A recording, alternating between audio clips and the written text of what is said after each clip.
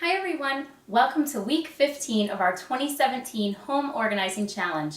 Join me here every week and I'll give you a simple task to focus on throughout the week and you'll baby step your way to a more organized home. This week we are focusing on all of those recyclable materials that are taking over all the flat surfaces of your home. I don't know if you're like me, but I really try to be as green as possible. We try to recycle just about everything that we can, but what happens is because we might not have that dedicated spot, things start to pile up. And maybe we have a big can outside and I'll get to it eventually, but I'm just going to put it here for now. Well, that decision to put something here for now really can add up very quickly and become a really big pile of papers or styrofoam or any other recyclable material. So this week, if you find that you are getting frustrated by all those piles taking over your home, please join me and we are going to tackle this once and for all. All right, so the first thing that I want you to do is you have to know what the recycling services are in your area. So in the house that we lived in prior to our current house, we didn't have any curbside recycling. So this was the system that I actually created back then, and the reason that it worked was because it was mobile. So we found a recycling center that was probably about 15 minutes from our home, and once a week we would take these portable containers to those recycling stations filled with all of this stuff. We would empty it, we would take our containers back, and then fill them up throughout the week, and again take another load the following week. So while it was a lot of back and forth, it worked because we found these really great containers that were large. We could label the front, they have handles, so it was really an easy system for us. Now fast forward to living in our current home and we have what's called single stream recycling, which is a curbside recycling service. It's amazing. They take everything from mixed paper to newspapers, glass, plastic. You can put everything in your curbside can, which is the really tall can so it holds a lot, and they'll take it all once a week. The only problem that I find with using a curbside can, and you might find this with your regular trash can as well, is you don't always have time to run outside because it's outside of your home to put everything in it.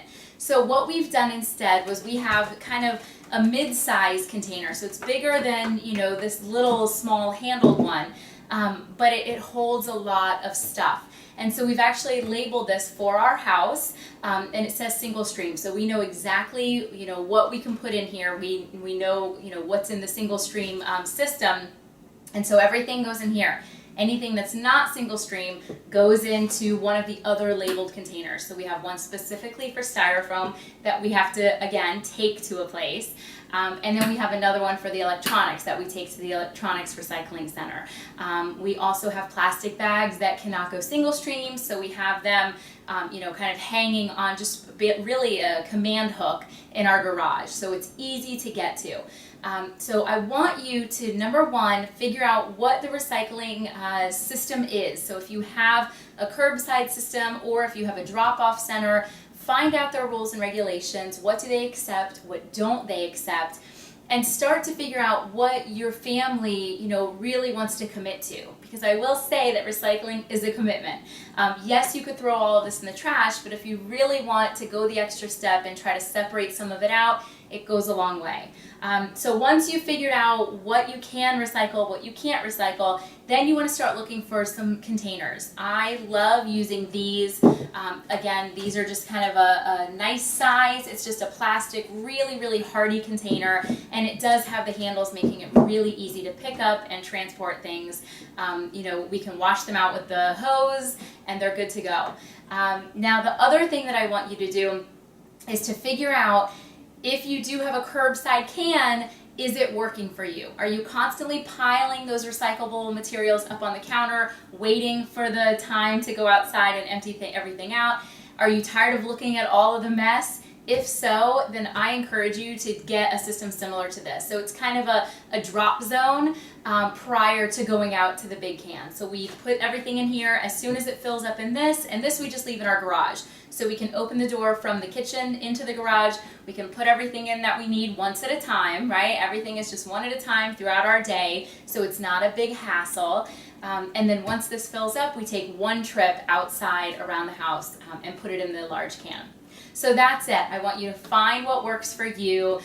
If you find that in the bathroom you're constantly, stacking up toilet paper rolls because you want to recycle those, you don't want to throw them in the can, but you want to recycle them, but you're tired of looking at your bathroom counter full of toilet paper rolls, maybe get a smaller basket in the bathroom specifically for that. And then when you get done with them, you can throw them in that little basket, and then when you have time, you can take that little basket and put it out in your bigger can.